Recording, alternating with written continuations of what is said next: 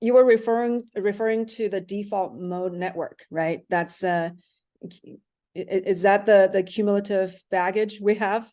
Yeah. So here's the thing. That's what makes us human. That's a beautiful thing. I mean, it's a primitive part of our brain and nervous system that neuroscientists are beginning to uncover now. And its primary role is to keep us safe and help us survive.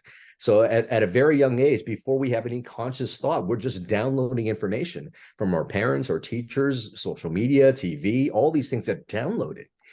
And the default mode network is very tied to our limbic system and our amygdala, our fear centers, and our hippocampus, our memory centers. And so if we have traumatic childhoods, say divorce, drugs, abuse, we're going to remember those things, and that's the trauma that lives with us. But there are even more subtler traumas that we're not aware of, like not being able to express who we are. So not being seen, not being heard, not being loved creates trauma.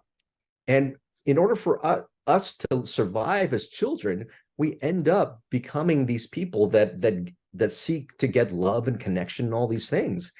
And unfortunately, it leads certain people to be perfectionists, certain people to be people pleasers, people like myself that chase success, but they are masks. And so this is the default mode that we are basically running. And what we do know is that the default mode is overactive. We know that it is associated with mental disorders such as depression and anxiety, and also lead to physical disorders such as atherosclerosis, heart disease, strokes, cancers, etc. And so this default mode is the thing that makes us human. It's beautiful, but it's not there to keep us happy and not there to keep us healthy, unfortunately. And so we have to start to be aware that there are things that there's outdated programming that is living within our body and nervous system. But if we could start to see it and go, "Ooh, I'm not actually in danger, am I? That I'm actually safe, that I'm actually loved, and that we're actually connected," then all of a sudden you're giving new signals to your body. You're creating a new biochemistry, a new state in your body. And that's the most powerful thing that we can start to recognize. So once we become aware of this default mode, we can go, "Oh, is the thing that I'm stressed out today really danger, or is it just something I'm making up in my mind that's causing this stress response in my body?" Symptoms are a great signal. I mean, I think we have to be grateful for our symptoms. Like if I was an overweight diabetic, had fatigue and brain fog and tired, I wouldn't have had the wake-up call to take a break from how I was currently living life.